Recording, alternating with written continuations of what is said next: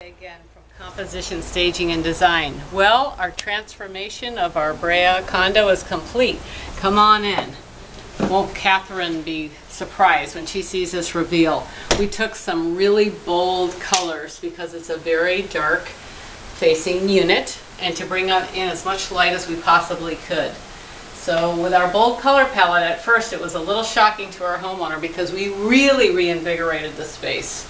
However, when we put the artwork, it calmed everything down. It made that beautiful color just a framework for the homeowner's beautiful collection of art.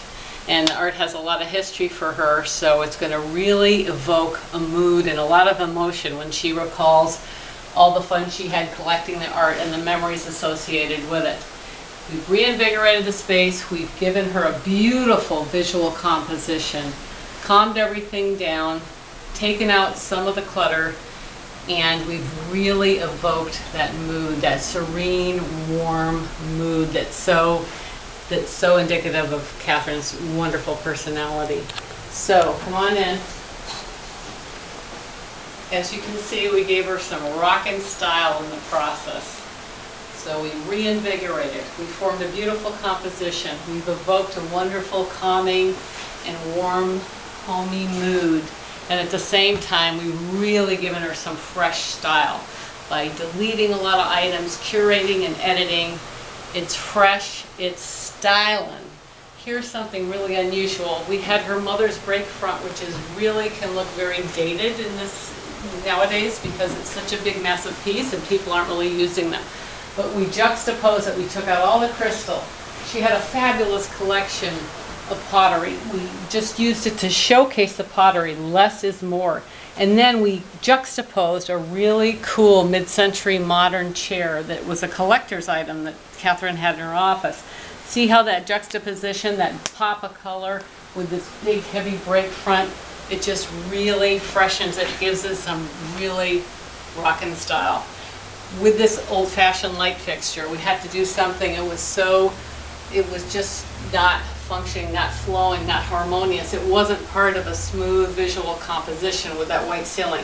We toned it down by bringing in this warm Cuban cigar brown, tying it to the break front, getting rid of the chair. She had this fabulous Spanish colonial table that you couldn't even see with all these chairs around it.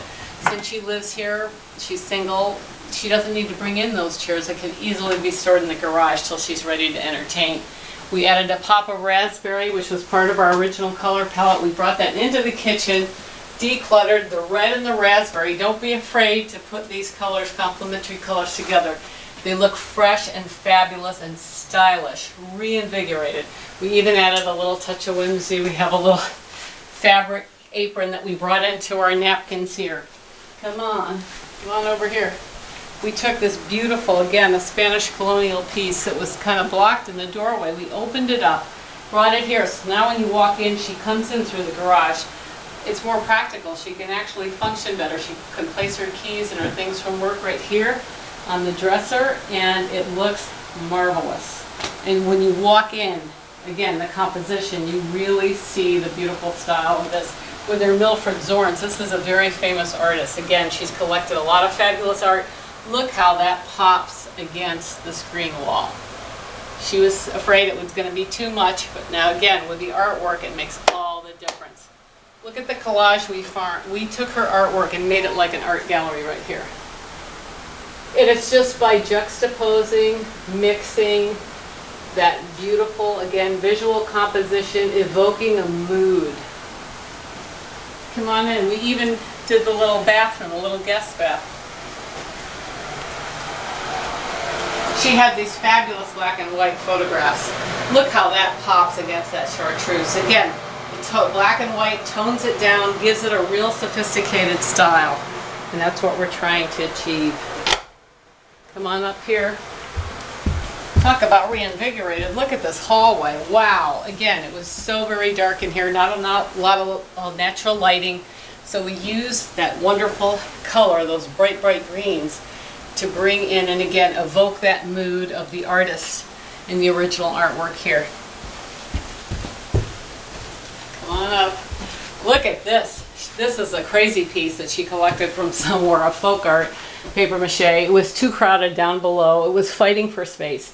Here it's showcased. Wow, it really pops. Even the light fixture is sculptural, and that brings your eye, again, the visual composition carrying over to the paper mache. So everything flows. And Catherine does these beautiful quilts. Again, she's an artist herself.